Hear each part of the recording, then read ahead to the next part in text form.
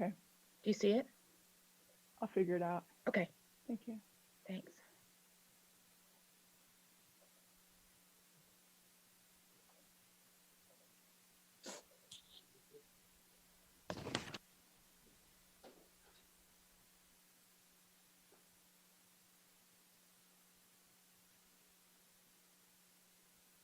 Wendy, Yes.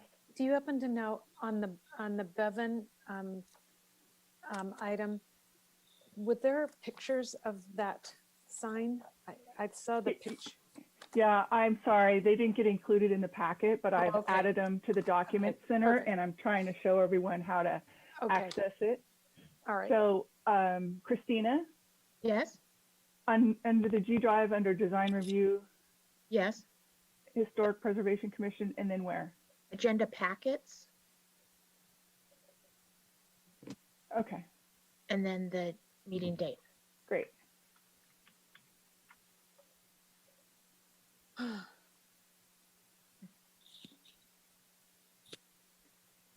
Thank you for your help.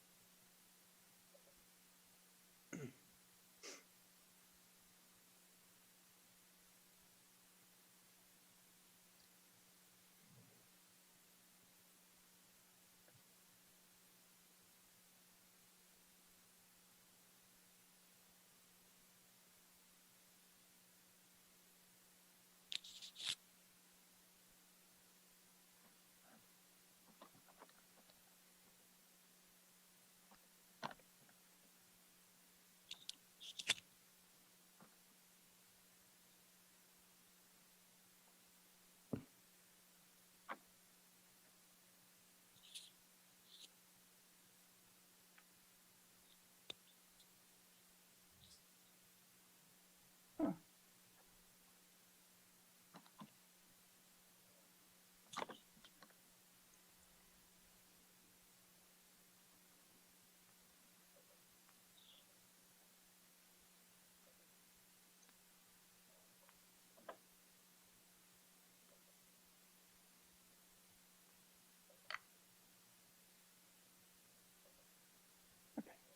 Chair Johnson, are we ready to go? I'm ready. Are you guys ready? I'm ready. Are you? Okay, Hi. Oh, hello. okay. Okay, Five, so oh, you mind it? Okay. 5, 4, 3, 2, 1, live. All right. Good evening, everyone. I'd like to take this time to call the March 16th, 2021 Design Review Historic Preservation Commission meeting to order. Christina, would you please take the roll call? Sure. Commissioner Amar, Present. Commissioner Burt, Here. Commissioner Jerome, Yes. Commissioner Randolph, Here, Vice Chair Cormany, Present.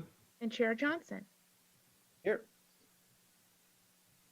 Okay, and before we get to item number 2, just quickly, I'd like to welcome Commissioner Marr formally to the commission after spending time as an alternate, and our new alternate, Commissioner Jerome.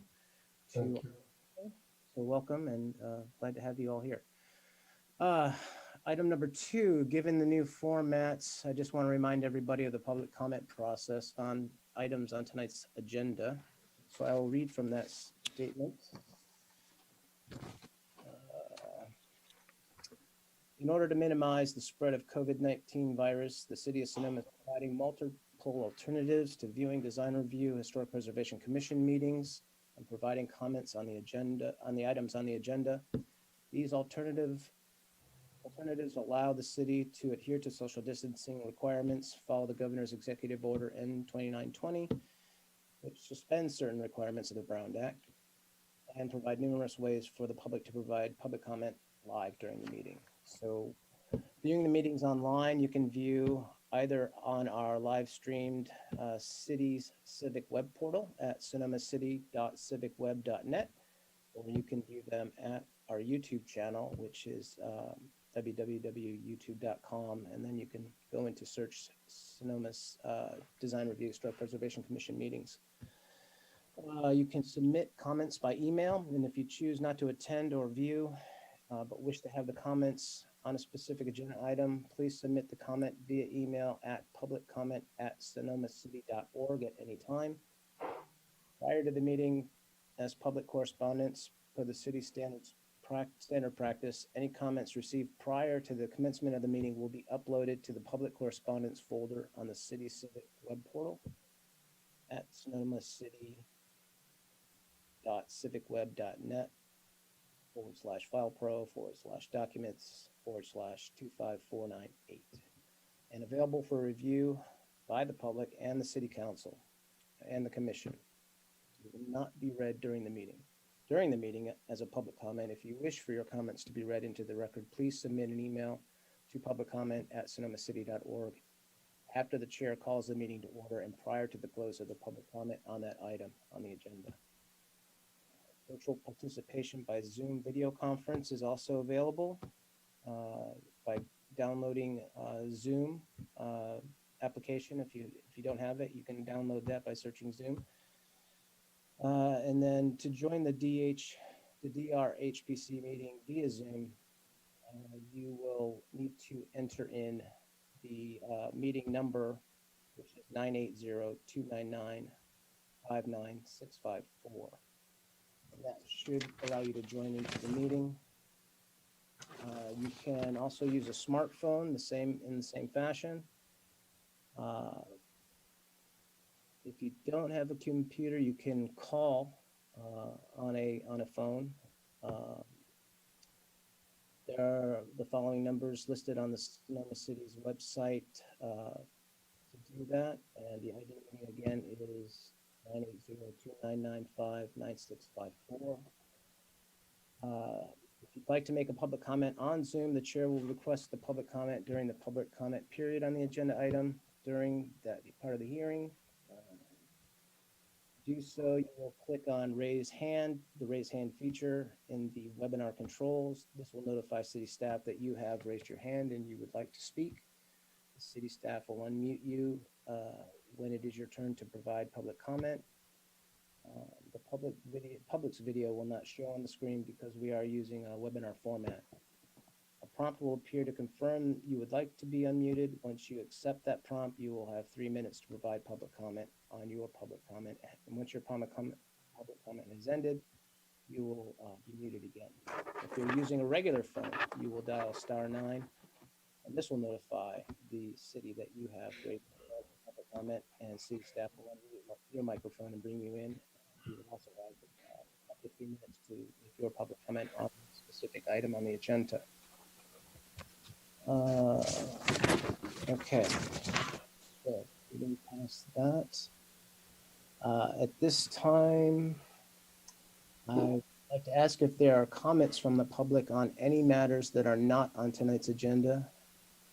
For items that are on tonight's agenda, you'll be given the opportunity to comment when the item comes up for discussion. And please remember to keep your comments to 3 minutes or under.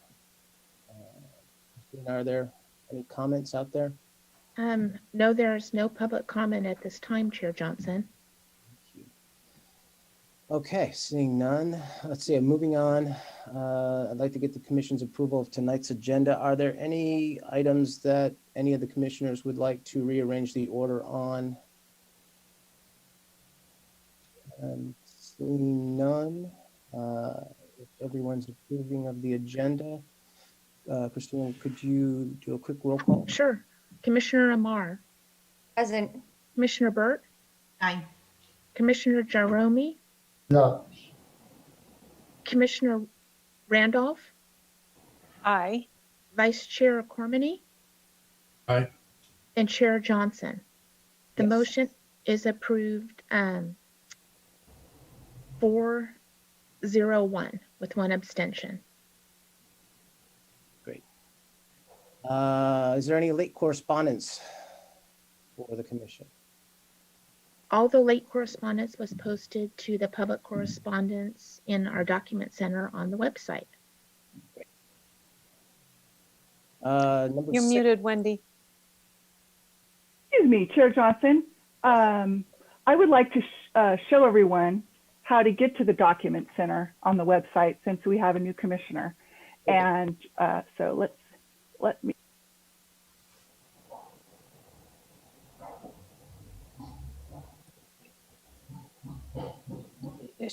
Wendy, you're mute again.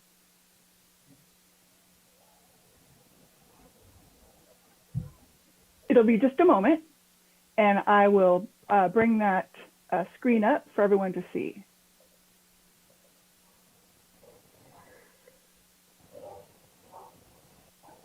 So if you were to go to the, does everyone see my screen? Yes. Yes. If you go to the City of Sonoma homepage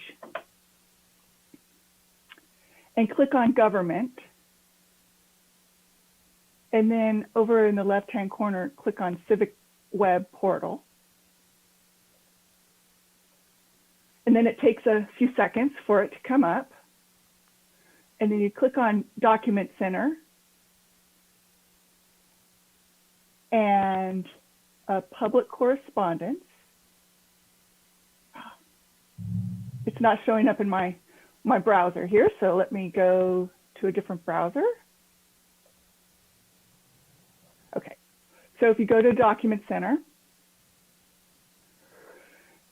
and go to Public Correspondence, and then if you click on Miscellaneous Public Comments by Design Review and Historic Preservation, and then click on the caret next to the meeting date today, you'll see that there are 4 pieces of late correspondence. And if you click on it, they'll open. And one of them are the actual drawings for the signs. Commissioner Randolph was asking about that. I inadvertently didn't include the sign drawings in the packet, and I apologize for that. It wasn't intentional, but they're there, and you can take a look at them, and I can bring them up during that item if anyone wants to see them. And that is how public comment is distributed to the commissioners now. Thank you. Thank you, Wendy. Okay, so we'll move on to the consent calendar. And again, all items on the consent calendar will be acted upon by one single motion. There will be no separate discussions of these items. Members of the staff or public request specific items to be removed for separate action. So tonight we have the approval of the minutes of the regular meeting on January 19th, 2021. Do any commissioners have any changes they want to have made? And if not, we have a motion to approve. I'll make a motion to approve of the minutes. Okay, is there a second? 19th. Second. All right, Wendy, could we have the, could we have a roll call, please? Sure. Commissioner Amar, Aye. Commissioner Burt, Aye. Commissioner Jerome, Aye. Commissioner Randolph, Aye. Vice Chair Cormany, Aye. and Chair Johnson. Aye. The motion is unanimously approved. Thank you. Okay, so getting into the meat of the meeting, item 7.1, the discussion and possible action to approve a sign application at 369 West Spain. Staff, when we have the report? Sure.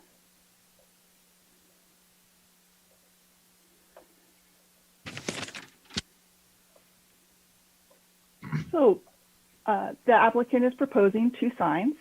One is a freestanding monument sign that currently exists on the site, and the other is the office sign, which is also on the building. Let's see if I can get my screen to move forward. There we go. The project is located on West Napa Street in between 4th Street West and 5th Street West. It's in the West Napa Sonoma corridor. The property is zoned commercial, and this designation is intended to provide for areas of office development and that's the use of the existing building on the site. 2 signs are proposed. The freestanding monument sign is 2-sided, 20 square feet in area. It's proposed in front of the building, west of the driveway. It would be perpendicular to West Napa Street. The 1 foot square base of the sign would consist of concrete material to match the building. The sign frame would consist of a black metal frame with a laminate face. Illumination is not proposed, and the unshielded floodlights near the sign shall be removed, and this has been included as a condition of approval. The wall sign is 5 square feet. It's proposed to be illuminated on the front of the building. The sign would consist of a 3/16 aluminum U-channel frame with 14-inch aluminum lettering. Illumination is proposed in the form of an LED sight strip with a light diffuser lens. The sign is proposed to be illuminated from 6 p.m. to 11 p.m. Normal business hours are 8 a.m. to 5 p.m. Staff recommends illumination of the sign from 5 to 6 p.m. and this has been included as a condition of approval. This application is in response to a code enforcement issue. In May of 2020, the applicant submitted a sign application and it was deemed incomplete by staff. In November of last year, staff was notified that a freestanding monument sign had been installed on the property, which had not been approved by this commission. And then in January of this year, the application was deemed complete by staff and scheduled for review by this commission. Based on the property's frontage on West Napa Street, the maximum sign allowed for the parcel, or signage allowed for the parcel, is 28 square feet. And the total aggregate sign area for the property would be 35 square feet, including the proposed wall sign and the monument sign. The proposal is not consistent with this requirement, and the applicant is requesting a variance from this requirement. The monument sign is consistent with the monument sign regulations, and it does not exceed the size limitations. And the wall sign is consistent with the wall sign regulations. But again, the maximum aggregate sign allowed for the property is 28 square feet, unless a variance is approved by this commission. And staff determined that the findings cannot be made to support an aggregate sign square feet of 35 square feet. So there are certain variance findings that this commission would need to make in order to approve the project. And the Design Review Commission would need to provide evidence in the record that the findings can be made in order to allow the approval of the variance. And staff's recommending that this commission approve the wall sign as proposed and reduce the size of the monument sign to 23 square feet. And that concludes staff's report. Thank you. Thank you, Wendy. Are there any questions by the commission for staff on this item? I have one. There's an existing monument sign that was there previously. Is that correct? It was in a different location. Okay, thank you.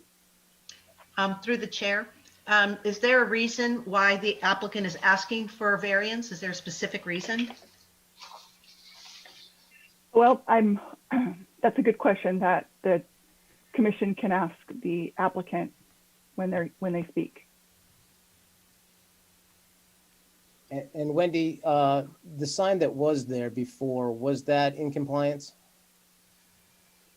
I don't know. Okay. Sorry. Okay. Okay, any other? Just one more. Wendy, would you mind repeating the proposed square footage of, the square footage of the proposed sign? Yes. So let me take a look here.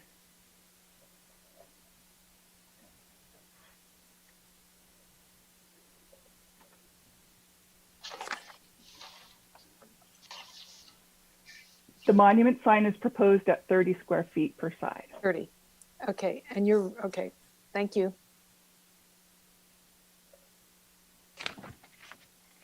Okay.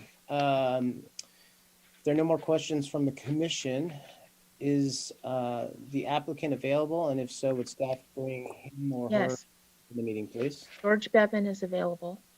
Okay. Commission, how are you? Good. Thank you. Great. Thanks, Wendy, for the staff report. I appreciate it. Can you guys hear me okay? Yep. Okay, great. Yeah, thanks for the time tonight. I took ownership of the building January 1st of 2020, and it's mixed use zoning. It's a multi-tenant building. So besides myself as an architectural firm, there's an interior designer and then an audiovisual consultant. We all do sort of high-end residential projects. And Commissioner Burt, to answer your question, sort of the sizing and scale of the sign with the multi-tenants to incorporate all three tenants at the same time got us to that size. Now, Commissioner Johnson, Chair Johnson, or maybe it was Chair Cormani, is the existing sign that was replaced there was approximately 3 feet tall by 8 feet long. So each side of this area is 24 square feet. So that's what existed prior. It was a single tenant as well, not a multi-tenant. We engaged a well-designed company to do the design of the sign. One clarification is our initial application was March 30th. That was the initial application. 2 months later, staff recognized that they lost our materials. So that's the May 21st date of the application being accepted. And then due to COVID and promising, as a new building owner, promising the tenant signage and exposure as all small businesses, June 3rd started, I actually confirmed with staff that a building permit is not required if it's not electrified. And so I started knowing that the city may have lost our material and it was still under review. I decided to ask for forgiveness, I guess, and started the construction June 3rd. The incompleteness letter followed about a month later, June 18th. And then June 22nd, the sign's been installed. It wasn't until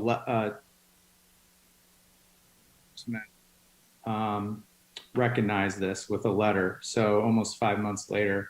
So our application is not in response to the code enforcement issues.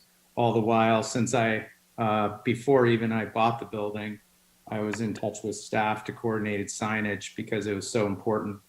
And then I actually, Wendy, if you could share with the commissioners, I did my own little calculations of all the existing signs in this block corridor.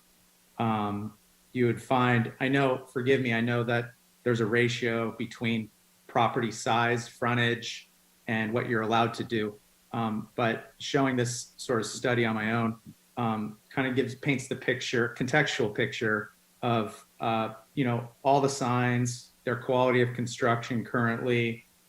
We want to represent our best foot forward as far as small businesses locally, and we have a brand to protect. And so if we could maybe put that up on the screen, Wendy, for people to see. Yeah.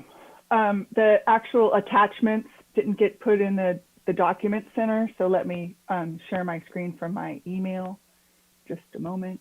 Or I could share, I guess, too. Yep. You're welcome to share. Okay. Why don't you do it? Okay. We'll make sure that we get those emails and the pictures on the document center. Okay, 1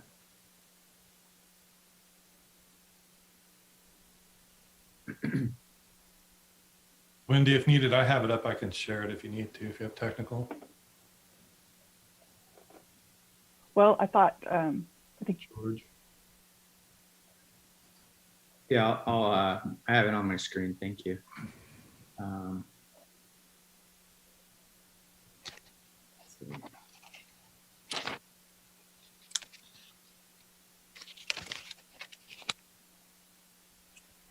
Everyone see that okay?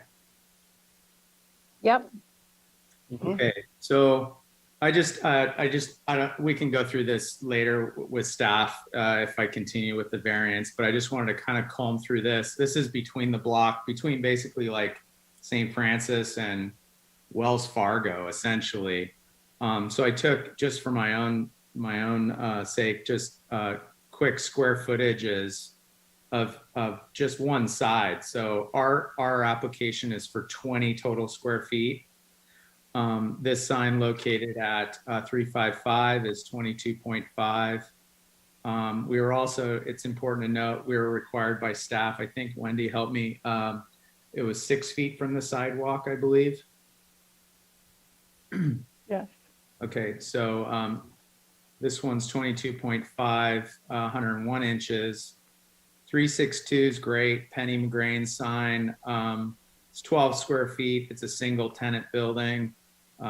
We work together. She does great stuff. 370 is 5x4, same size as our sign, directly across the street. That's 20 square feet as well. It's only 30 inches from the sidewalk. 390, my dentist office, the Wongs. That's 5 by 5.5 feet tall, not including the gable top. That's 27.5. This is our neighbor on the same side of the street. Her entire building is illuminated with floodlights at night. I'm really not sure what's going on there, but multiple signs go out at night. It's pretty awesome. 399 West Napa, single tenant, only 8 square feet, which is great.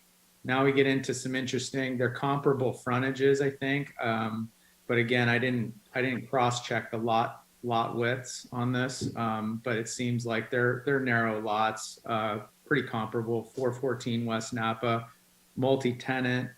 This is just shy of 20 square feet, only 44 inches from the sidewalk, not 6 feet. 430, not sure how many occupants, but this frontage is rather great. A lot of frontage. They're measuring at 21.25 and so on. So this is the neighbor next to them, 22.9.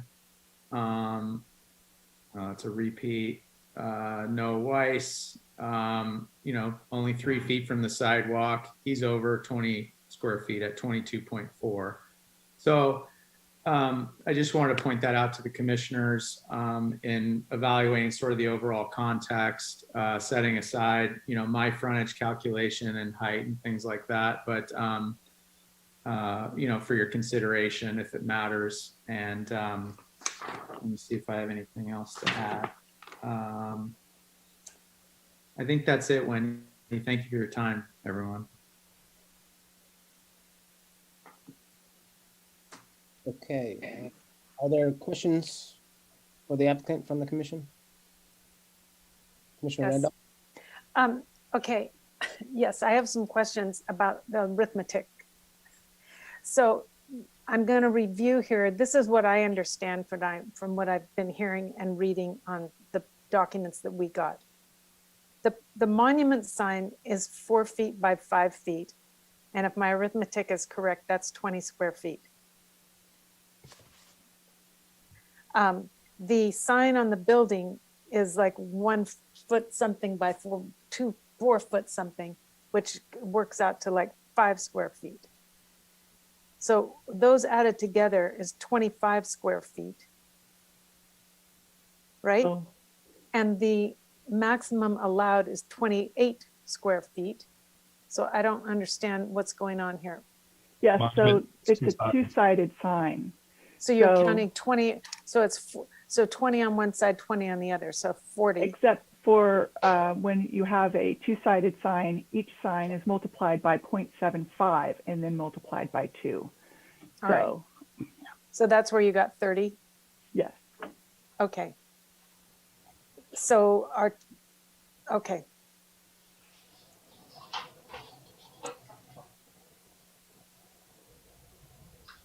Thank you. Thank you, Commissioner Randolph. Any other questions from the commissioners? Are there any renderings of the proposed signage? I'd love to see the sign. Okay, so let me get those here. Those are part of the online agenda package, if you can. Yes. get that right, because I've got it. Okay, I'll take you up on your offer. You to share, you mean? Yeah. For Commissioner Cormany, did you want to share your screen? Sure. Oh, thank you so Sure. much. Can you see that? Yes. Putting all the links and everything else. So that's the first page of 3. See if I can make it a little bit bigger.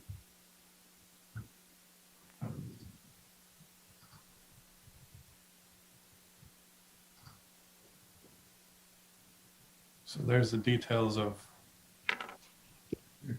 sign design. George, do you want to walk us through this, or somebody want to go over this, or do we need to talk about this specifically since we don't have all of this in front of it? Right in front of us. I could also show screen share an actual photo of the signs installed if you'd like. We'll walk through this first. Okay. So there's elevation view, the plan view. And then we've got, this is one over the door.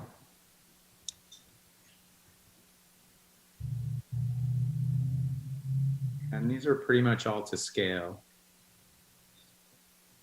That's the logos. And that's what we have in the agenda package.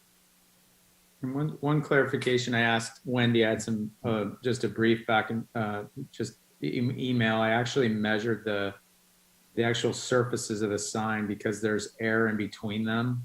So it was an interpretation of whether this sign is actually in the frame or, you know, the entire frame itself, or just the surface areas of the signage. The surface area of the signage, the signs themselves totaled about 16.5 square feet, while the frame is 4 by 5. So that's the 20 square feet total. So.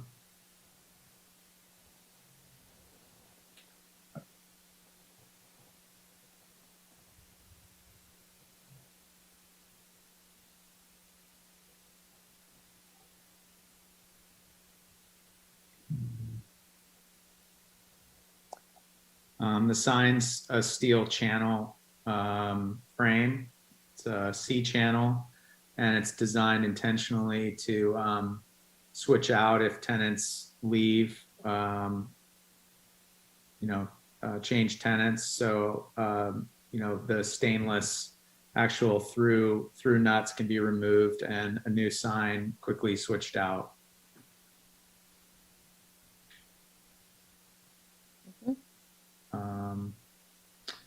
Wendy was nice enough to work with us regarding address, assigning the addresses to all 3 suites. So that's the multiple addressing attached to the board form concrete wall.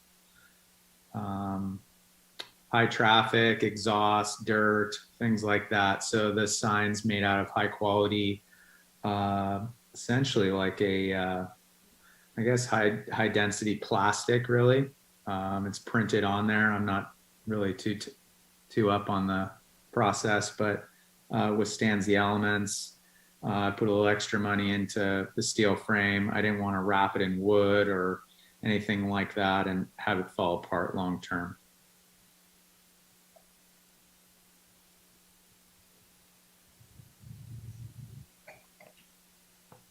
Lighting the sign wasn't important to us. Our clients, really don't drive by, we're referral based. So ironically, the signage and the frontage isn't really important to getting new clients, but just more of a branding and awareness for the public. So.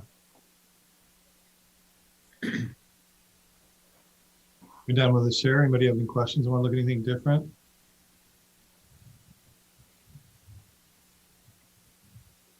Hearing that, I'm going to stop. Thank you. Thank you. Thank you. Welcome. Okay, any other questions for the applicant? I just have one question for the applicant, because one of the conditions of the approval, it looked like on the original application that you wanted the sign to be illuminated till 11 p.m. And we have been really consistent about having the signs lit 1 hour after business is closed. So that's the condition of the 5 to 6 p.m. So I wanted to get your input on that, since that will be one of the conditions of approval. Applicant? The illumination of the wall sign shall be limited from 8 a.m. to 6 p.m. Okay.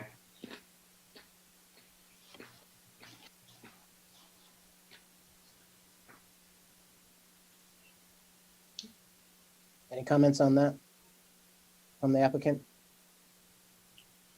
No comment. Okay.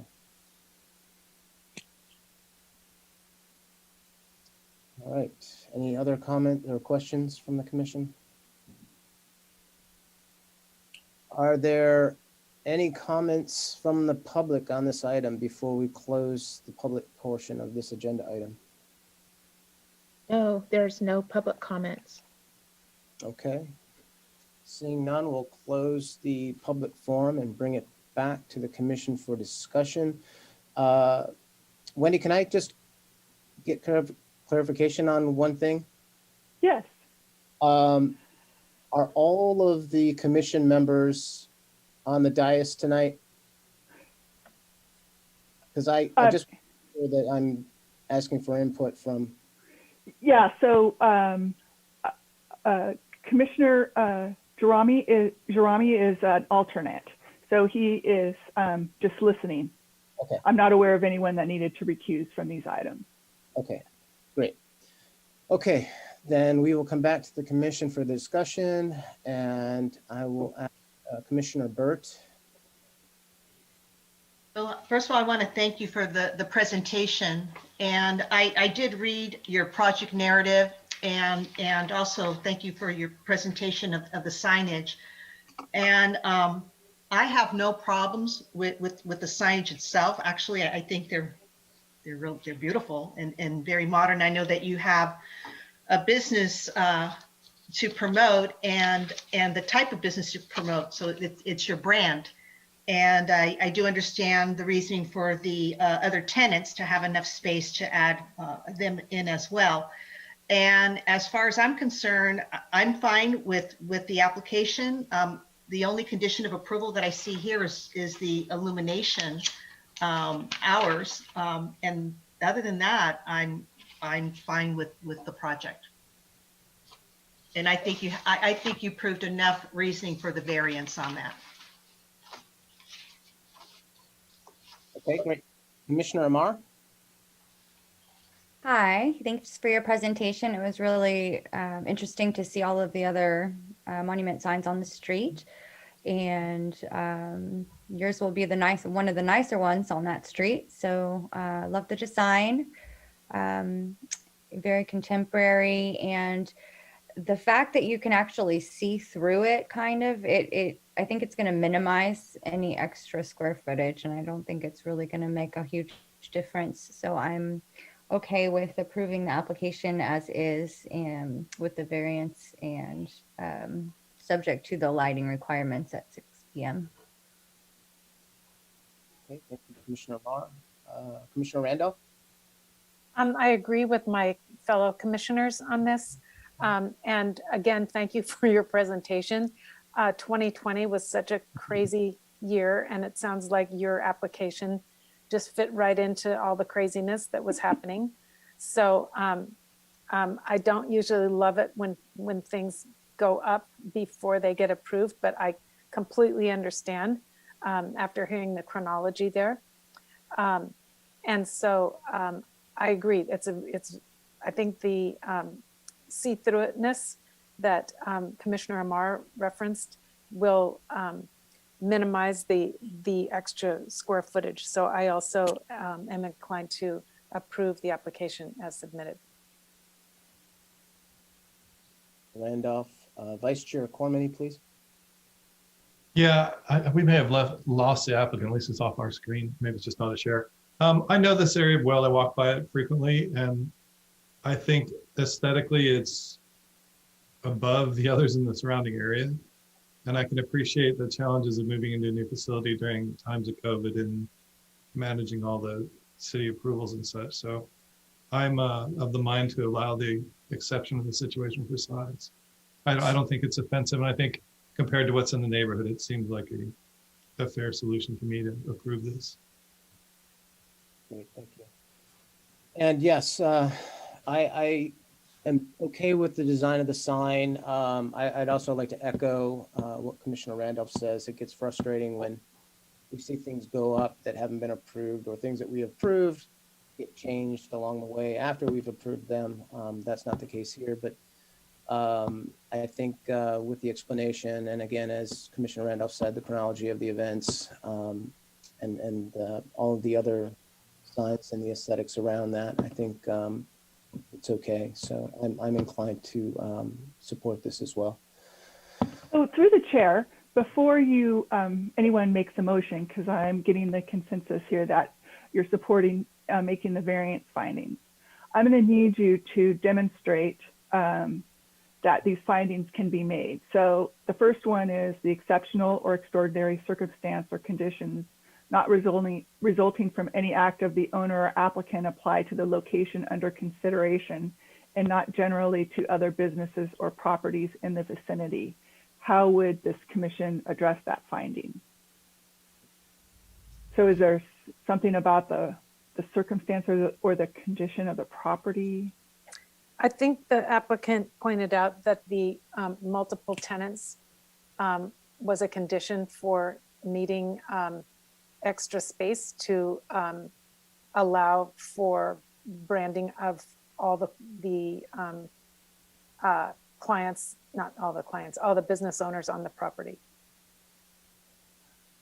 Okay, and the strict adherence to a regulation may cause unnecessary hardship or prohibit the exercise of creative design, and the application submitted is extraordinary and outstanding in design.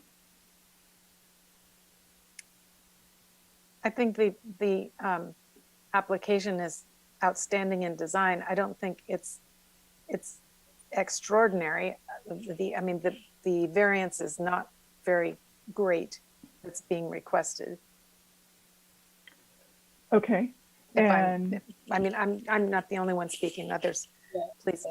I mean, in considering that we just looked through a list of these, a few of these different signs along that same corridor, and the quality of this sign going up as opposed to some of the others, I think that it's a much better design than what's existing for other businesses.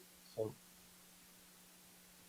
Yeah. and this commission considers the exception is the minimum necessary to serve its intended use. I believe so. And I think Commissioner Amar, made that point, being the fact that you can see through the sign in regards eliminating the square footage. That made sense. So I would think that would apply to item number 3. And number 4, the exception is in conformance with the purpose and intent of this title.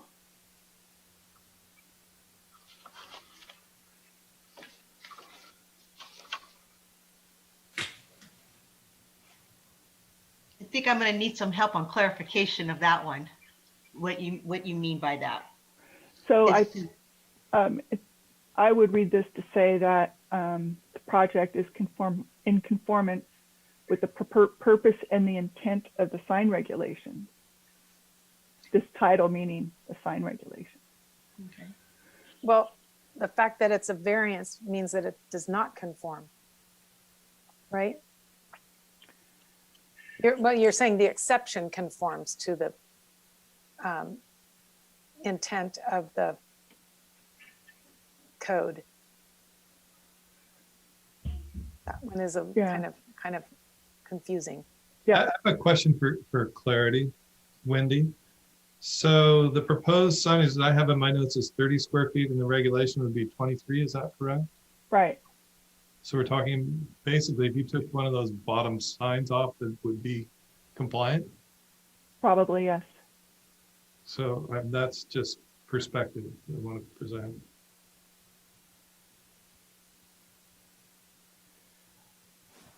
So I understand that variance finding number 4 is not very clear.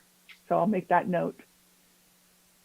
And then 5, the granting of the variance will not be detrimental to the public interest or welfare or injurious to the properties or improvements in the vicinity.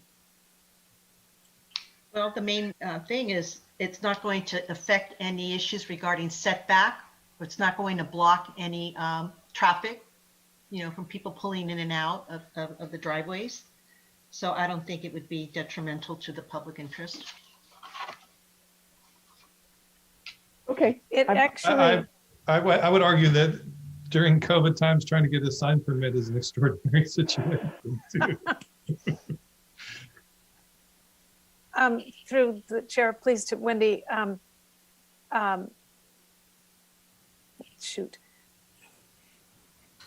Oh, I was going to say that after we looked at the other signs on the block, I would say that this sign is more in conformance with the code than some of the other ones. I know the one that's being discussed that's illuminated brightly. So it almost, like, pardon the pun, shines a light on the rest of the signs in the neighborhood, and the consistency with which code has been applied there. Well, that's a question I have. Does that mean that all those signs we saw, those other ones, did they have variances or are they just non-compliant? Well, some of the signs have not been approved, and most of the signs are considered legally non-conforming. So they could reface the sign with the new sign with new paint colors or new copy, and it wouldn't be subject to this commission unless they're proposing illumination. Then it would come before this commission, but the size of the sign would be allowed to continue as is because they're just refacing the sign. But this is a new sign, and so we're trying to make sure that all new signs in the city conform with the sign ordinance. Understood. I think with the presentation, when he was showing, I can see if this sign stood out in size compared to the other signs. Like, I could understand that, but it doesn't. It fits right in. And even though the other signs are not as nice as this one, but it doesn't stand out as this huge. So in regards to the sign, the size of the sign, I don't think that ruins the aesthetics of the street with the other signs there. It just sort of fits right in. Well, we went over the variance findings, so if someone wants to make a motion now to approve the sign as proposed by the applicant, then that motion could be made. Okay.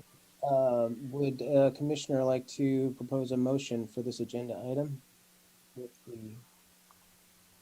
all of the findings and approvals? I'll go ahead and make the motion to approve the sign application, including the variance. Wendy, is that I will put it? And also with the condition of the hours of illumination of the wall sign from 8 a.m. to 6 p.m.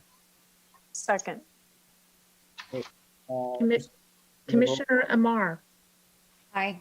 Commissioner Burt, Aye. Commissioner Randolph, Aye. Vice Chair Cormany, Aye. and Chair Johnson. Aye. The motion is unanimously approved. Great, thank you. Good luck with your sign and the business. Okay, our next item on the agenda, 7.2, is another sign application for commercial property at 19205 Sonoma Highway. Staff, would you give us the report, please? Thank you, Chair Johnson. This is an application for a new wall sign for Rite Aid located in the Maxwell Village Shopping Center. The Maxwell Village Shopping Center is located on Sonoma Highway, just north of Ramon Street. It's also in the West Napa Sonoma Highway corridor, zoned commercial, and retail stores such as Rite Aid are permitted. So by way of background, in 1988, the Architectural Review Commission approved a sign program for the shopping center that allowed the subject tenant space to have one 48 square foot wall sign on the building.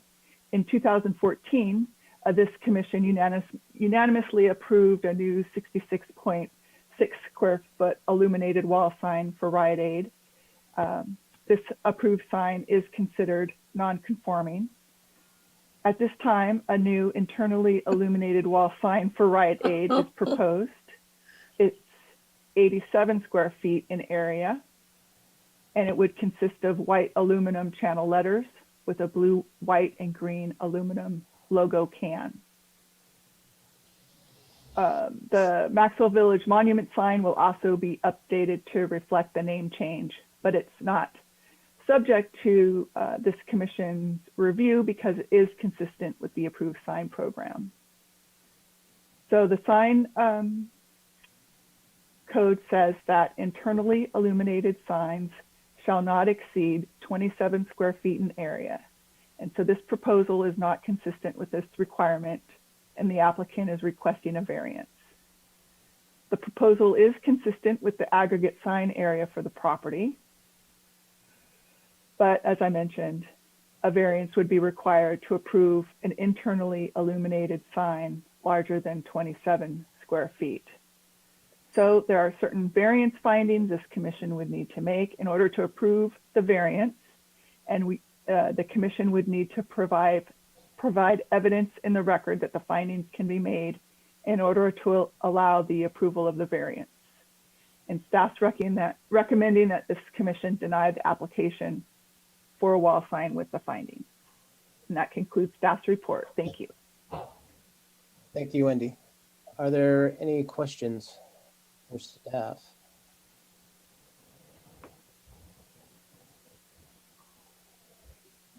I just have one clarification, please, Sure. Chair Johnson. So Wendy, the current sign does conform to the size, although does it really? The current sign is considered legally non-conforming. So putting up a new wall sign, the new sign would need to be consistent with the sign regulations. If they were refacing the existing sign, that would be one thing, but they're proposing a new wall sign. And and that's one number. And then if it's illuminated, the size goes down even further. Is that correct?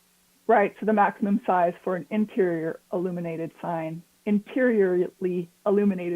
is 27 square feet. Yeah. Thank you for that clarification. So Wendy, can you confirm, is the existing sign illuminated? Is it externally illuminated or is it internally illuminated Internally illuminated, as well? yes. Okay, thank you. And the sign on Lecky's, that's a wall sign. Was there a variance for that? I was just curious as far as how big that was compared to the Rite Aid, the proposed sign. I don't know off the top of my head how large it is, but I can make some assumptions that it's larger than 27 square feet. So it would be considered legally non-conforming. And if they came in to put up a new wall sign, it would require a variance.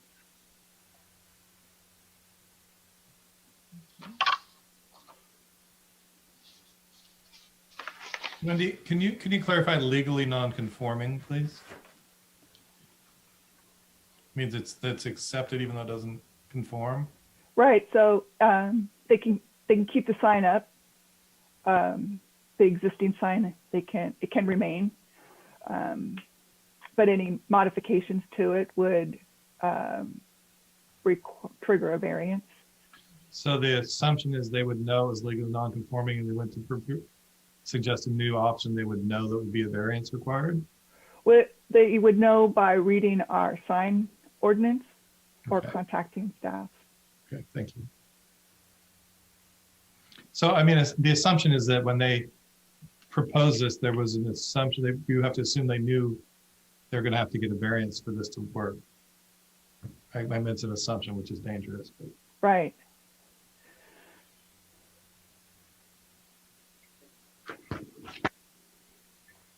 Okay. Any other questions for staff before we bring the applicant on? I have one more. Okay. So Wendy, when you showed us the pictures of the existing sign and the proposed new sign, I don't know if they're to scale, but the new one doesn't look that much bigger than the old one. The new one is a bit bigger. It sounds like it's going to be a lot bigger, but then when you see it, it doesn't look much bigger. Yeah. Sorry? So the existing sign is 66.6 square feet and the proposed sign is 87 square feet. Right. And in our packet, we have a picture with the existing and the proposed side by side. And to the naked eye, they look very similar. Yep.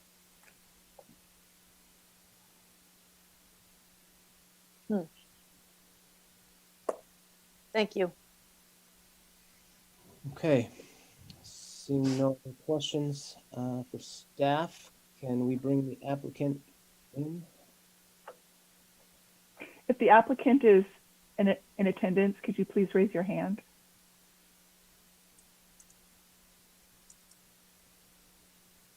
I don't see the applicant. Yeah, I don't either.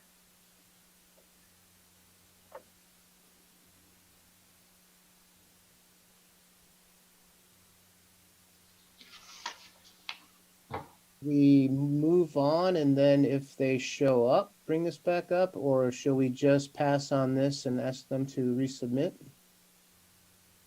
I mean, obviously, the has questions for the applicant, but You could continue the item to a future meeting, or you could deny the application, or you could approve the application okay, if you can make the variance finding. okay. I don't like it when an applicant isn't here to answer questions and explain things. Well, are there any comments from the public on this item? There's no public comments. Okay, we will now close this to the public and come back to the commission to discuss. And I for one, would like to discuss maybe the denial or continuance, but I'll leave each commissioner up to their own idea what they would like to do moving forward. So Commissioner Marr? I kind of have the same comment as the last one. The text is long and skinny compared to that really chunky font that they were using before. So it kind of minimizes the effect of it. So maybe that's why it's looking similar in size. It's taking up less More space. Yeah. However, I'm not quite sure if it would be appropriate to make a finding without the applicant here, so I am hesitant to move forward. I am also interested to know the comparison with the Lucky sign. We just approved that one not too long ago, and unfortunately I don't have that paperwork with me. If it's the same size as the Lucky sign, then I think I'm okay with this one. And again, it's going to be an aesthetic improvement over what they have now. Those are my thoughts. Marr, Commissioner Burt? I totally agree with Commissioner Amar, because as far as consistency and coverage, to see how this would compare to the Lucky sign, which is right down the next building. I do like the font that they're using. I like the thinner lines, and you're right, it's not as chunky, but again, I think it would be good to know what we did with Lucky. And I don't know if there was a variance in what that percentage was. So, and plus the applicant's not here. So it would have been nice to have been able to ask the applicant questions. So I would postpone it. Okay, thank you, Commissioner Burt. Commissioner Randolph. I agree with my fellow commissioners. We have a lot of questions to ask this applicant. Obviously, this is like a corporate branding situation. And so it's unfortunate that the applicant isn't here. So I would much prefer to continue the item when we have a person that we can speak to.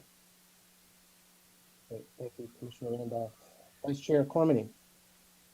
I agree with my other commissioners. One of the things I have a question about, I mean, it seems like you could simply just reduce this in scale and potentially meet the requirements. Like if it's Photoshop, I just want to drag the corner, make it a little bit smaller.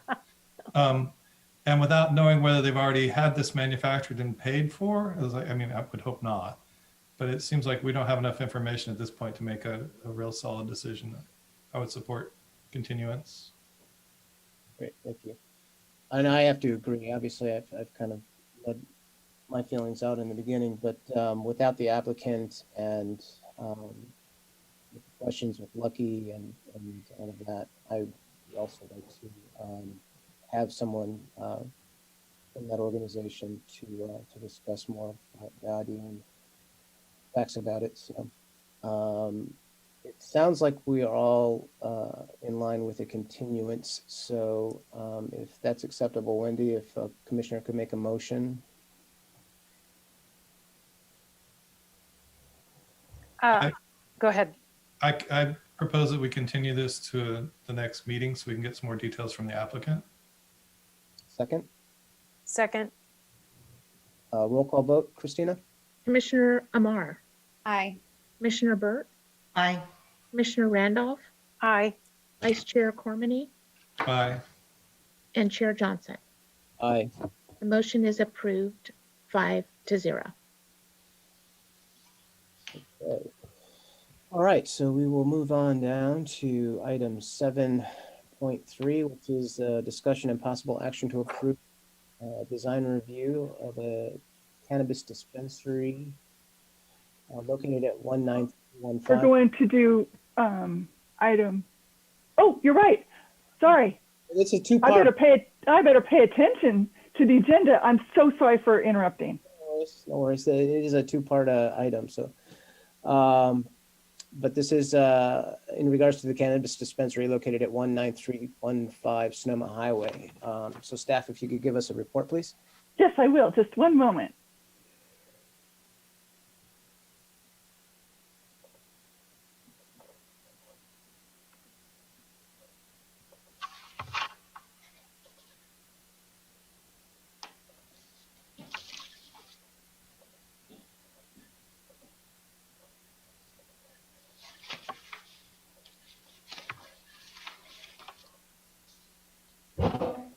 Thank you, Chair Johnson and Design Review and Historic Preservation Commissioners.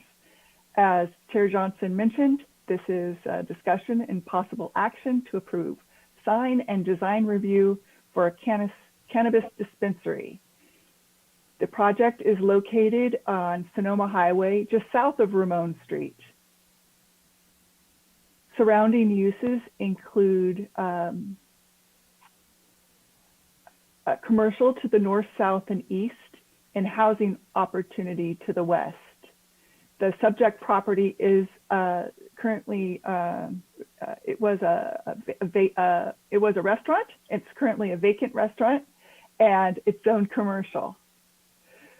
This project is subject to review by this commission and also the Planning Commission. And when that happens, the Design Review and Historic Preservation Commission is responsible for reviewing the elevation details, colors, materials, bicycle rack, and forwarding recommendations to the Planning Commission. So 2 signs are proposed. One is a monument sign. The applicant is proposing to reface an existing 135 square foot monument sign. Although the sign was previously approved Modifications to an illuminated sign require commission review. The existing sign is proposed to be painted blue, featuring white text and black and tan background, consistent with the paint colors on the building. The existing neon detail at the top of the sign will remain, and no modifications of this element is proposed. The sign is proposed to be illuminated using 4 existing floodlights, and the sign is proposed to be illuminated from sunset to 9 p.m. and normal business hours are from 8 a.m. to 8 p.m. The proposed sign has a change of copy that does not alter the size, location, or illumination of the existing sign. And here's a picture of the proposed sign. And here are the light fixtures. There's 2 of these light fixtures on each side. A 1 wall sign is proposed. A 10 square foot wall sign is proposed on the front of the building over the front entrance. The sign would consist of aluminum fabricated lettering, and illumination is not proposed. And the sign is consistent with the wall sign regulations. And this is what it looks like.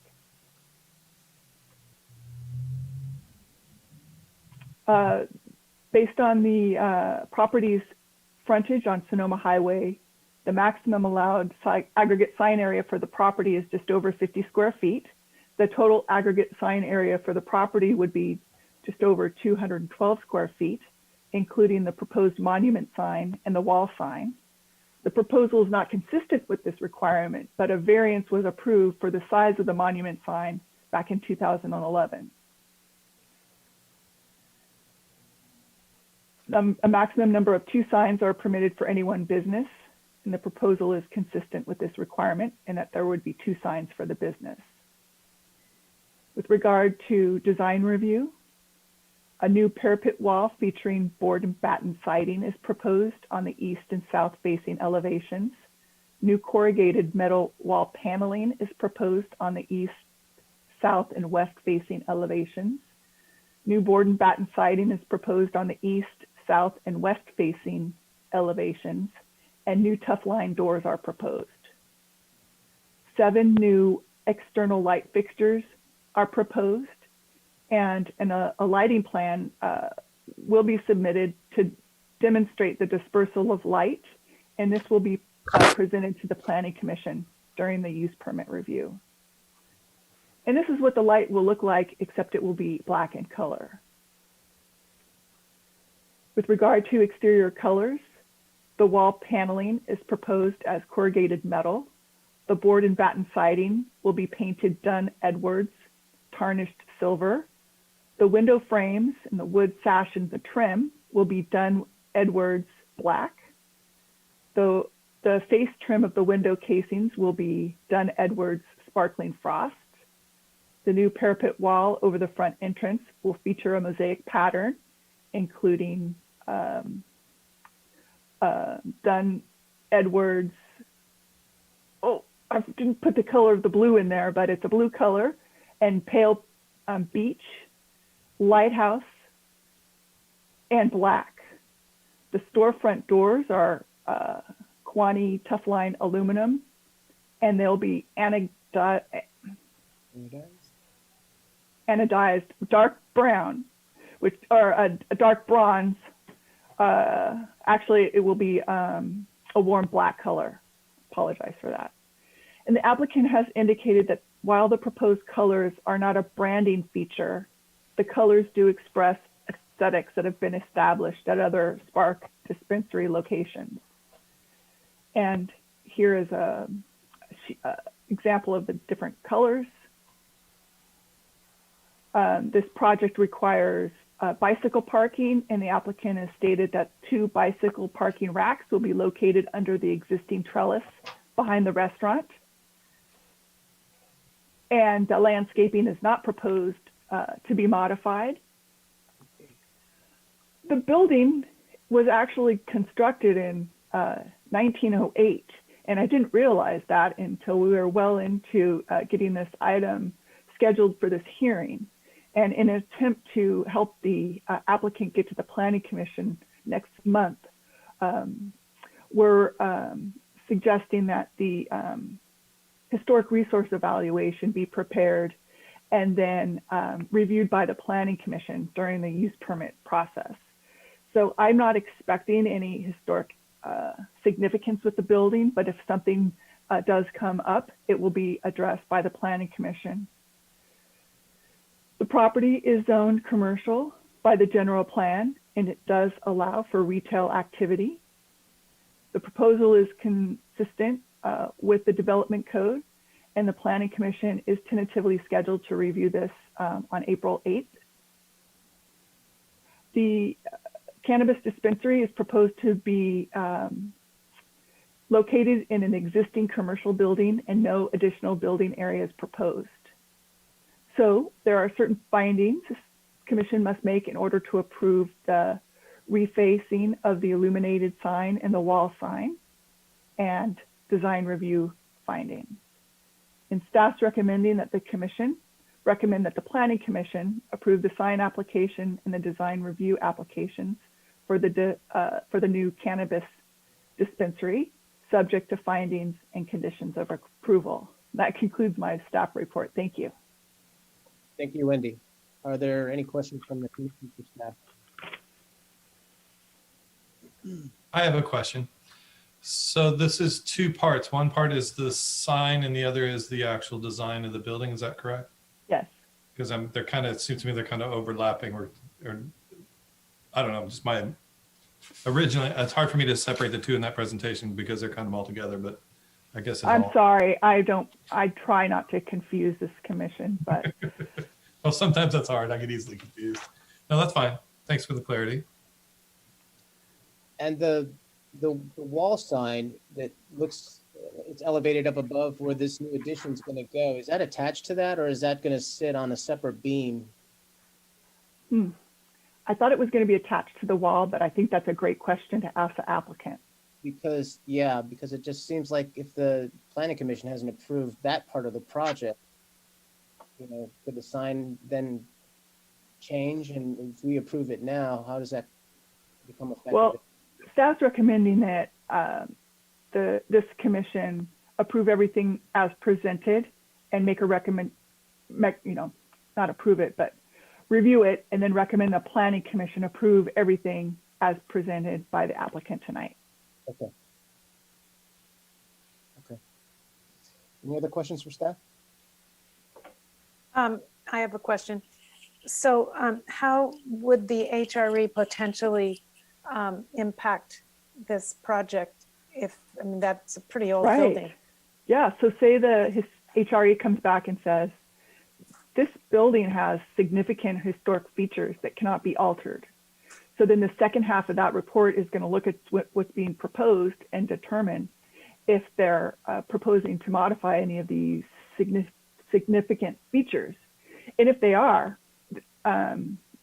they wouldn't be able to approve the project without CEQA review, which would start with an initial study and probably end up with a environmental impact report. So I thought we could take a risk with this commission and think that perhaps the building isn't going to come back as historically significant because it was significantly altered, I believe, in the mid-'80s. But if it does come back and it's significant, they may need to revise their project and come back before this commission. Okay. Thank you. Through the chair, I noticed that it had indicated that they don't have any plans to provide any type of landscaping plans. And it would kind of be nice to have one or recommend that the Planning Commission has one, because this would be our opportunity. It's right on Highway 12 and people are going to be passing by it. And they had a nice, their illustration seemed to be that they were planning to put some type of landscaping in there. And I know that this is just a rendering. So is it proper for us to recommend that they put in a landscaping plan, or is that something that the Planning Commission would have to? That is certainly something that you can recommend, that the Planning Commission also review a landscape plan. Okay, I think that's important. Thank you. Any other questions for staff? Okay, so none, then can staff bring the applicant into the meeting? Yes. Andrew.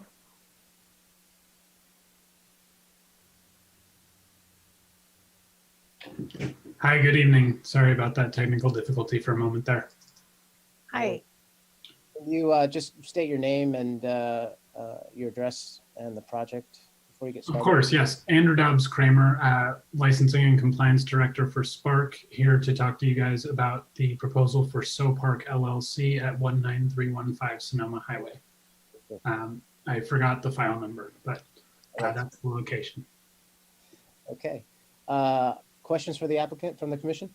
May I also ask that we admit our architect, Mike Schwartz, who's got a lot of pertinent details on the Sure. design? Absolutely.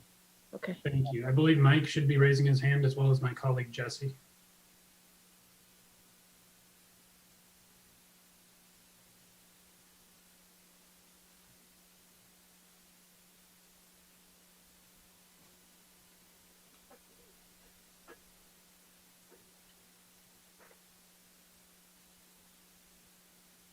Okay, they should be in the room now.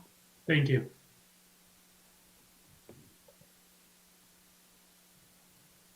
Okay, commissioners, questions for the applicant?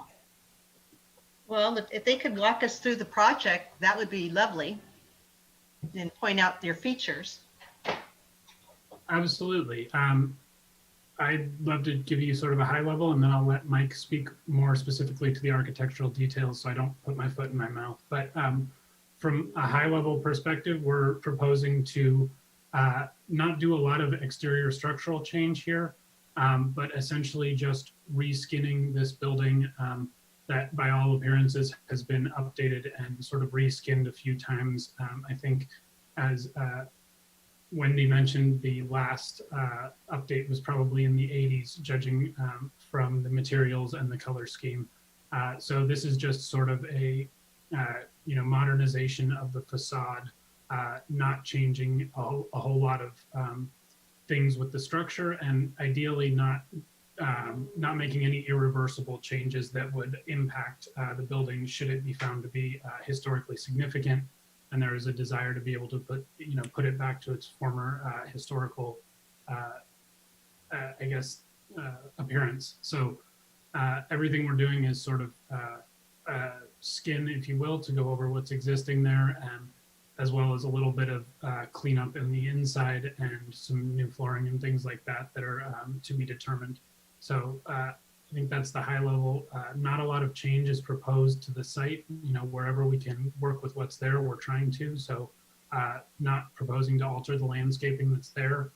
Certainly happy to put some more plants on the street side and soften the appearance a little, but not proposing to rip out what's existing and established.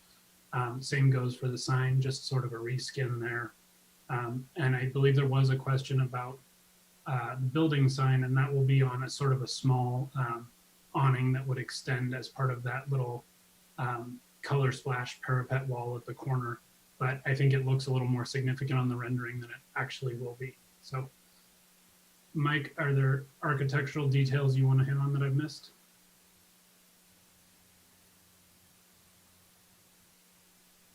I think you're muted, Mike.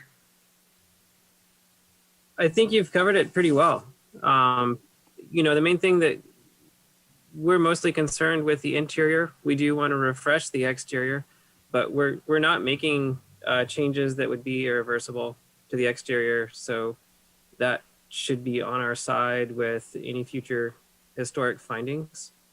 And in the landscaping, there were a couple of projects recently, I believe within the past 10 years, and the apartments within the last 2 or 3 years, where the entire site was landscaped. So that's really the reason that we're not proposing major changes to the landscaping, is that it was recently done and it's been done well. So it looks good. But we can provide documentation or photo clarification of that as well. That's no problem. Can you talk about the interior? Your design for the interior? I notice you have a large area for, I guess, the showroom area and the, can you just kind of walk us through and the flow of the interior? Right. So basically, the customers will enter primarily through the corner entrance that's kind of featured on the front page, with an accessible entry at the back that's also existing with a ramp that's compliant. They'll enter into the main showroom. There would be a greeter there who's going to check their ID, make sure that they're proper age. And then they'll be in the retail area where there's product available to them. And the sales counters, POS stations, will be back where the cashiers are, with storage behind that and restrooms. So it's in many ways pretty similar to the existing footprint of the restaurant, at least the public-facing areas. Mm-hmm. Yeah, just to add, if you've eaten there in the past, we're proposing to sort of add our counter area around where the bar has been, so it'll be a very consistent feel inside. There's a little non-structural wall that was added inside that I think is proposed to come out to just open the space up a little more, but really trying to reuse as much as we can of the existing building and structure. I have a question. Could you please comment on how your color motif influences your brand, and if this Mondrian effect is also part of your brand, what was that inspiration for you? Yeah, so the blue and gray colors are sort of themes that we use in a few of our sites, and it's sort of a aesthetic theme that we've gone for to create consistency throughout our various retail stores, and create a consistent experience for our customers. But aside from that, it's the tiles shown on the parapet wall are just sort of a rendering. We're doing something similar in Santa Rosa, and it's going to be a little different at each store, just based on what fits best in the location once we actually build it. I think, as I mentioned, the parapet wall looks a little more significant, I think, here than it actually will be once constructed, just because of the rendering. I have a couple of questions. And the first one's pretty simple. So looking at the plans, it looks like my initial concern was parking, but as I'm seeing on your plans, you've got 20 spaces, is that correct? 6, 6, and 8? Yeah, we have a lot of dedicated parking spaces. I think it may even be 21 once you count the accessible spaces, but yes, we have a lot of dedicated, and then there is some shared parking at the back of the development, although it may not show up in the plans. Okay. And then the other question I have is about the actual parapet that's going up. I don't know what you want to call it. I guess it's parapet. Is it integrated into the roof and you have to do roofing, or is it self-sustaining? I'm not quite sure how that square fits on top. You have to integrate it into the existing structure? It will be freestanding, separate from the building. There's a gutter that wraps around the building, and so that would stay in place, and the parapet would just be diagonally braced behind it. But that hasn't, we're just getting into the structural design aspect of it as well. So, but inherently, the original integrity of the roof is there. This is just an aesthetic facade, essentially. That's correct. That's what I was looking for. Thank you.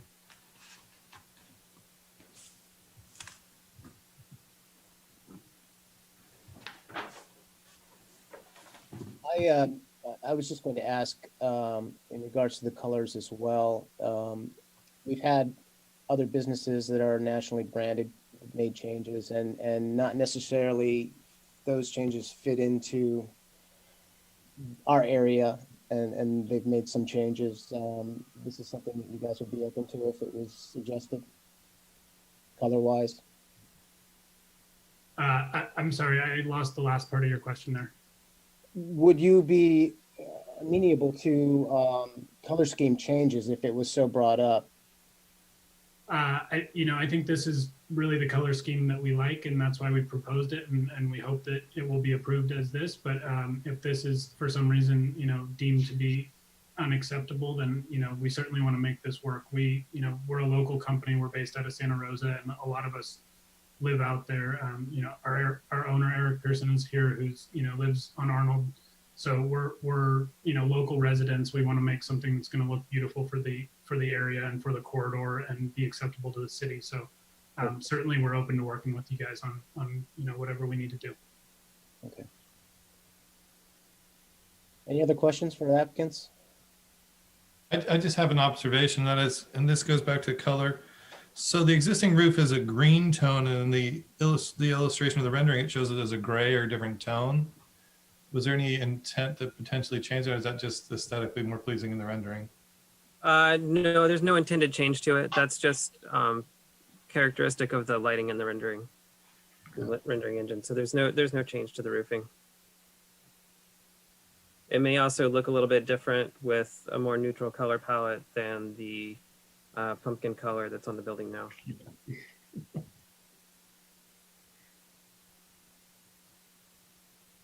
Any other questions? Okay, seeing none, are there any questions from the public regarding this agenda item? Nope, no questions from the public. Okay, seeing no questions from the public, we will close the public forum portion of this agenda item and come back to the commission for discussion. Commissioner Burt? Chairperson Johnson, may I clarify just one item that I noted earlier and I neglected to clarify for the commission, which is the hours of operation are proposed as 8 to 9 p.m. So the illumination would be consistent with that, not going beyond hours of operation, but 9 p.m. Is the dictated closing hour by the City of Sonoma Cannabis Retail Ordinance. So, Terrific. sorry to interject, I just wanted to clarify that. Fine, totally fine. Okay, so back to the commission. Commissioner Burt? I'm looking at your other locations, and you do have some branding going on. So I see that you are consistent with the colors, and I understand how important branding is. And those buildings they look good. They look good. I love the fact that you're putting the parapet because it breaks down the hip roof here. So I think that was a great addition to the design. And I think the only concern, and I know that they've done landscaping over there, but because it's such, I mean, we pass that building day in and day out, and we worked so hard to clean up Highway 12. And that's why the landscaping is a huge deal for me, because they've done so much in keeping that up. So if there was something in there when you submit to the Planning Commission in regards to that, I know it's not required, but it would be nice. And I'm going to recommend that something be submitted to that. And that's just mainly for accountability and to be able to maintain that corridor, because everybody's worked so hard to bring it up to par. Other than that, I think it's a great project. I'm very excited for you. So I'll be more than happy to recommend it to the Planning Commission. And the same thing with your signage. Signage is fine. Great. Commissioner Amar? Well, it's I love the corrugated metal, and I'm glad you're keeping that landscaping. I don't like to rip out things if they're pretty and thriving. I think the sign is very fine. Both signs are fine for me, and my concern is that the parapet is it's going to be too big and then like a focus point of the whole street, and it's very big and very colorful, and the tiles kind of, I'm having trouble with the tiles on the modern farmhouse combo, but if the scale is reduced a little bit more, maybe it wouldn't be a problem.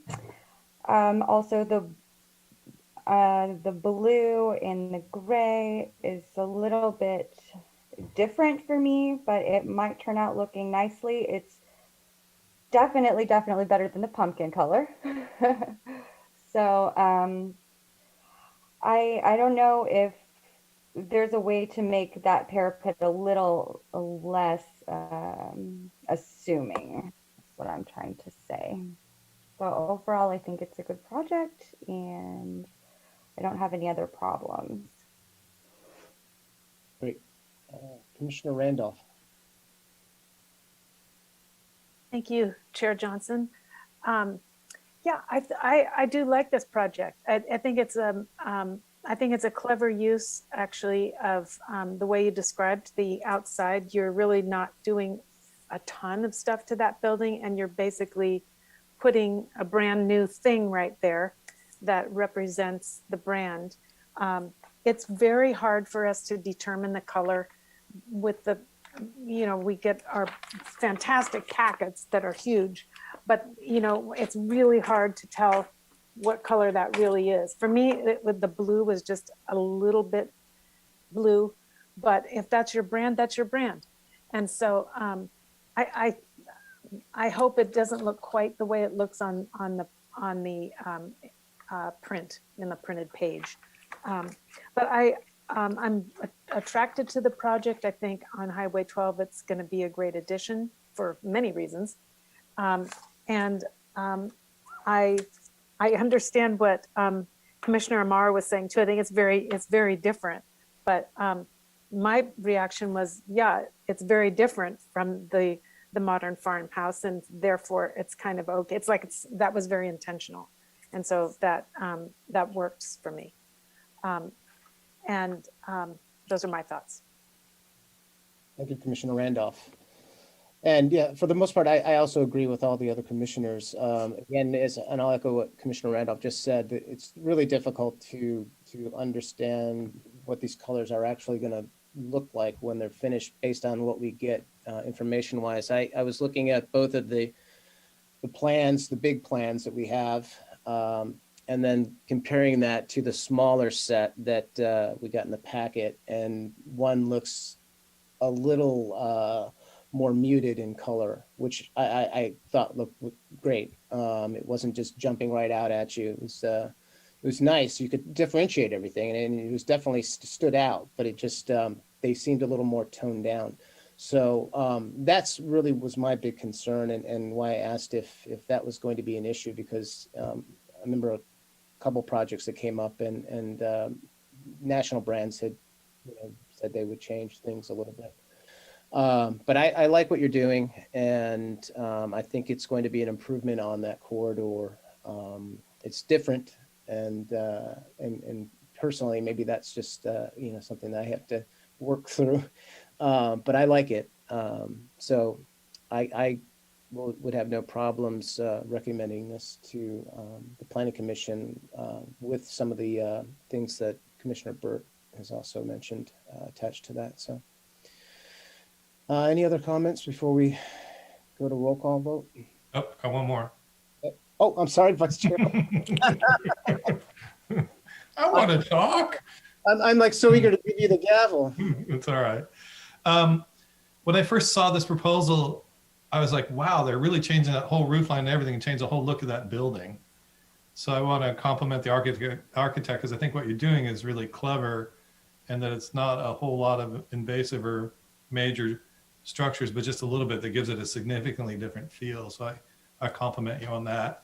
And I think it will be noticed, because when people drive by, it's going to have a completely different look. So, I think it's a pretty smart use of materials and approaches. So I think it's a good approach.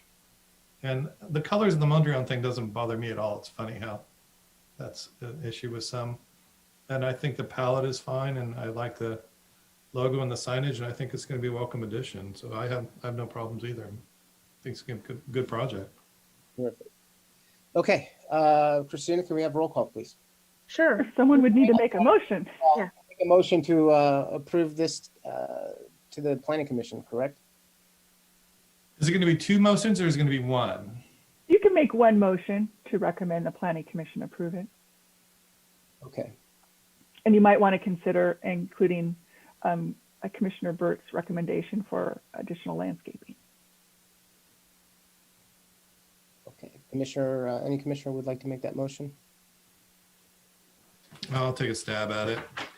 So I would suggest we approve a motion to accept the project as submitted with some further review of additional landscaping potentially to be added as though it is indicated in the rendering. And this is both pertinent to the sign and the modifications to the building. Second? I'll second. Okay, roll call vote. Commissioner Amar, Aye. Commissioner Burt, Aye. Commissioner Randolph, Aye. Vice Chair Cormany, Aye.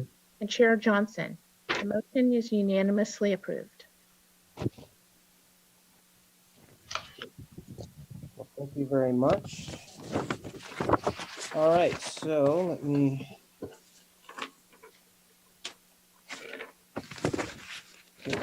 we're moving down to item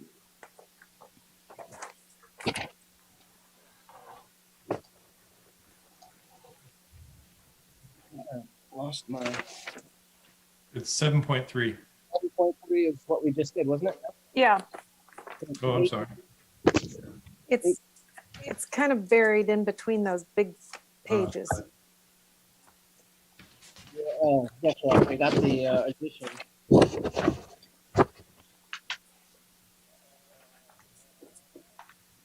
There we go. Okay.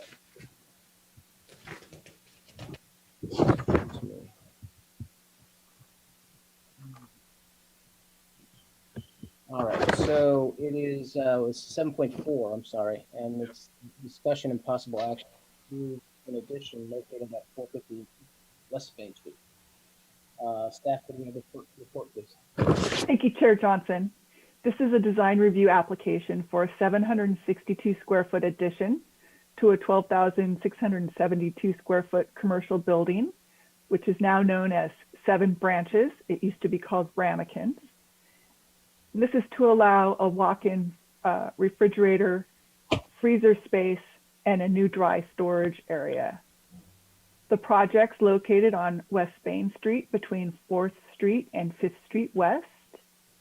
It's currently developed with a 7 Branches venue and inn. Surrounding uses include medium density residential to the north and low density residential to the south, east, and west. The addition is located on the west side of the building, and the addition wall will consist of stucco and be painted the same color that is currently on the main building exterior. The property is consistent with the general plan in that it allows schools and bed and breakfasts at that location. And for projects not subject to the Planning Commission, this commission is responsible for reviewing the project site plan, building massing and elevation concepts, elevation details, landscaping, and lighting. And this project does not trigger review by the Planning Commission. With regard to zoning requirements, the addition is consistent with the setbacks, coverage, floor area ratio, and building height. And staff has not identified any project issues. I would note that the applicant did reach out to the neighbors and communicated with at least 15 of the neighbors. And as of the date of this meeting, no one has voiced any concerns to staff. There are certain findings that this commission must make in order to approve the application. And staff's recommending that this commission approve the application with conditions of approval and findings. And that concludes staff's report. Thank you. Thank you, Wendy. Are there any questions for staff? Okay. Seeing no questions for staff, is the applicant? Yes, Dan Crowley. Good evening, and thank you, committee, for consideration of this item. Thank you, Wendy, for help in preparing the application and for preparing the staff report on this. So my name is Daniel Crowley. I work as project manager for Sonoma's Best Hospitality Group. We came into possession of the building about a year and a half ago, I want to say maybe a little longer. And for a variety of reasons, we'd like to expand our both dry storage and walk-in refrigeration storage. Mainly, one of the main reasons is for sort of revised health codes since they built the space out, meaning 25% of the preparation area needs to be storeroom, which it currently isn't. So we do require the space for that. Additionally, we would like to kind of, in respect of our bed and breakfast guests and our neighbors, we'd kind of like to lower the amount of deliveries we get. And we think a higher volume of storage area could mean less deliveries at a higher volume and thereby decrease the commercial traffic kind of coming through the area. So yeah, so what we're asking is a small extension to the west of the building for the walk-in refrigerator, and a small extension to the north of the building for the expanded dry storage areas. Other than that, Wendy pretty well said it. And there's not much more to discuss, I don't think. Happy to take questions. Questions for the applicant from the commission? I have a question. Sure. So when you're going to do the refrigerated section, where are the mechanicals going to go? And is there a noise consideration with the residential situation right there? Yeah, so sure. In fact, as Wendy mentioned, we communicated with 15 of our neighbors out there. One very nice lady did voice a concern about the compressor units on the refrigeration out there. So I want to be clear about this. There is an existing walk-in on that side of the building with a compressor unit already. So we're not going to be adding any new compressor units. In fact, we're going to look into kind of decreasing the volume of that, possibly a slower fan, higher volume, airflow, air duct kind of thing in there to perhaps kind of get down the revolutions on that fan there. There are existing mechanical units on top of the current dry storage area, which will also get expanded out. That's behind a parapet wall, and it will continue to be behind a parapet wall. But other than the compressor, which will be if we can do it, we'd like obviously a quieter compressor, but it would be at worst like for like. Thank you. Sure. Any other questions for the applicant? Okay, seeing none. Are there any comments from the public regarding this item? No comments from the public. Okay, so we will close the public portion of the agenda item and move back to the commission for discussion. Commissioner Burt. I think this is pretty much cut and dry. There's no impacts regarding any issues with coverage, floor area ratio, or setbacks. And I'm going to, agree that this is a fine application. I'm sure everyone else will too.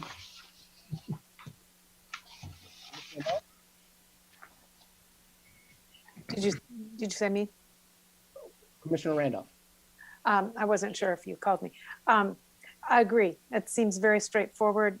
It was a great application. It was very detailed. But yes, it seems very straightforward, and I don't see a problem. Okay, thank you. Commissioner Marr. Yes, very straightforward. I really appreciate the fact that it seems like you're trying to make this building a little bit more sustainable for your neighbors and for the building itself. And so thank you for that. And I don't have any issues. Perfect. Vice Chair Cormany. Yeah, I think the majority of people won't even know there was any changes to the building. It's so, there's the foliage and where it's located. It's pretty minimal impact and very, very detailed proposal and presentation. So I think it's well done. I don't have any problems with it at all. And I agree with my fellow commissioners. I'm glad that you did the diligence to reach out to as many people as you did, and that even when it's already existing, you're looking at ways to try to minimize those effects. It was a great presentation package, and I have no issues with how you presented it for the project itself. So with that, if one of the commissioners would make a motion on this item. I move that we approve the application as submitted. Second? I second. Okay. Terrific. Okay, Christina, roll call. Commissioner Amar, Aye. Commissioner Burt, Aye. Commissioner Randolph, Aye. Vice Chair Cormany, Aye. and Chair Johnson. Aye. Motion is unanimously approved. Terrific. Well, good luck with the project. Okay, so item number 8, items for discussion. We have item 8.1, which is the election of the new chair and vice chair moving into the rest of the year. At this time, I would like to call for nominations for chair.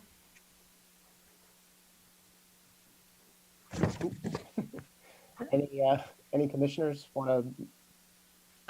Yes, through the chair, I'd like to nominate Commissioner Cormany for chair. Okay. Are there any public comments regarding this item or this process? No public comments. Okay. Do any other commissioners want to make nominations? Okay, I am in agreement with Commissioner. So if we could have the vote on chair. Commissioner Amar,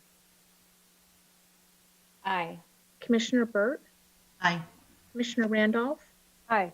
Vice Chair Cormany, I guess so. Yes, aye. Chair Johnson. Yes, absolutely. The motion is unanimously approved, and congratulations, Chair Cormany. Thank you. So I leave it to you now. I have to finish up the meeting now? Yeah. Get my notes out. Hang on a sec. I have a question before we finish up. And this is to staff. It was a bit of a surprise to me to see Chair Tipple, Commissioner Tipple not here. And did I miss something? Sir, I can talk about that in comment or in issues updates. How about that? Okay, that's fine. So that's items for discussion, and then issues and updates, and then adjourn, right? Is that the process? We Yeah. still have to nominate for vice chair. Oh, okay. So now we need to accept them if there are the nominations for vice chair. I'd like I to nominate, go ahead, Chris. I was going to nominate Commissioner Burt. Yes. I agree with that nomination. I would support that. So then you need to ask if there's any public comment. Is there any public comments? There's no public comment on the item. So would a commissioner like to make a motion? You just need to vote on the nomination. Okay. Can I have a vote? Commissioner Amar, Aye. Commissioner Burt, Aye. Commissioner Randolph, Aye. Commissioner Johnson, Aye. and Chair Cormany. Aye. The motion is unanimously approved, and congratulations, Vice Chair Burt. So are there any issues or updates? Sure. So as you mentioned, Leslie Tipple is no longer a design review commissioner, and we're all sad to see her go. But evidently she didn't submit an application during the application period. So she didn't throw her hand in the race, so she wasn't considered. And that's why she's not here. But luckily we have a new commissioner, Maud, and we're happy to have him. And Kelly Amar is now a full-fledged member. And so it's great. It's nice to have some new blood. And I think that's all the updates I have. So I'd like to ask Commissioner Ahmad, could you give us a little bit of background? Can you pronounce your last name for me so I get that right? I'm sorry. I'm sorry, are you addressing me? Yes. My name is Ahmad Jerome. I'm a retired architect, and I've been practicing architecture in the Bay Area for over 30 years, with over 45 years experience in architectural fields. And I have been involved with many different type of projects, but recently in past 30 years in the Bay Area, my main focus has been on healthcare projects. And I have been involved with many major hospitals across the state. My last project before retirement was the new high-rise hospital in downtown San Francisco for CPMC. Oh, interesting. And years ago, in early 1990s, my favorite project in the whole state was Quito Valley, the Napa area. And I worked on that project in early 1990s for 2-3 years. And my last engagement was with the Smith Group, which is a national architectural engineering firm, and I was retired as a vice president of that company. And moved to the Bay, to beautiful Sonoma in last October. So I'm just a newcomer enjoying the whole environment of the city. Yeah. Welcome. Thank you very much. Yeah, we welcome you and we appreciate your contribution. It's nice to have that kind of history as part of it. Thank you very much. I've been looking forward to serve the community, and I'm excited to be a part of this wonderful team.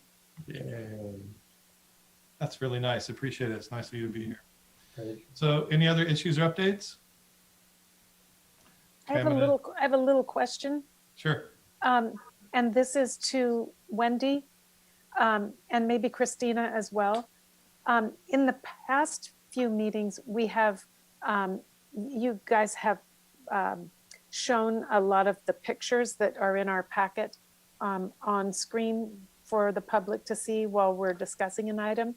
And I was wondering if there's a technology reason why that's not happening now, or what the thinking was around that. Well, it's just, there's no thinking going on, and that's probably the problem. I will try harder to include more of the applicant's photos in these PowerPoint presentations that I give. I will make a conscious effort to do that. Okay. I mean, you guys do so much work preparing the packets. It's just unbelievable. And so I couldn't understand if it was like, if you want to see the pictures, just open the file on screen. But I was thinking tonight that, like, for viewers, it's very helpful, I think, for them to see what it is we're talking about if they don't have, you know, if they haven't looked up to see what it is we're addressing. So I always used to love when you would, even when I'd looked at my packet, I always look at your PowerPoints when they're on screen, just to, like, be in the right place at the right time. Those are great suggestions, and I'll incorporate more pictures in the future. Well, there might be an intermediate solution too. I was able to take the existing packet, and I've got 2 screens going, and open it up and look at it on a second monitor. And like when you're looking at the colors with SPARC, the colors on the screen look so much different than the printed page. It was really, Definitely. so you might be able to just scroll the existing packet rather than have to create something new. Because then right, looking at the same thing we'd be looking at, right? I don't know if right. That's or not. I mean, yeah, I mean, I think, I don't know, in the past, it seemed like it was pictures from the packet that you were showing. But not everybody that's watching has gotten that far, you know. Wendy, I have a question, you know, now that, you know, Commissioner Roundup brought that up, you know, especially with the application for the dispensary. And, you know, when Chair Carmody was talking about when you saw the samples on the big plans, the colors are different than the ones on the 8.5 by 11.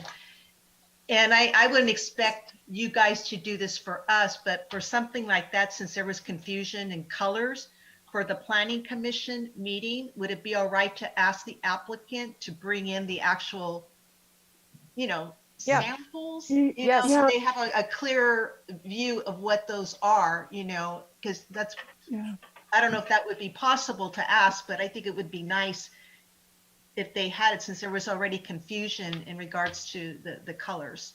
Yes, we will. We'll make sure the planning commissioners get those paint chips. Paint chips. And I apologize. I meant to get those to you in the packet. My fault. I didn't. I had these, I fully intended on taping them to a piece of paper and getting them to you. And then today I realized, oh no, they're still in the file. And so I'm sorry about that, but I will As long make as sure they have it, you know. they will. The they're- planning you know. commission will have the samples. Yes. Thank you. It's so difficult because doing this kind of thing remotely, you know, as we all recall in the past, when an applicant's there with their design boards and they give a full presentation, and so many times the color they're showing you is dramatically different from the very saturated color you get off the printer.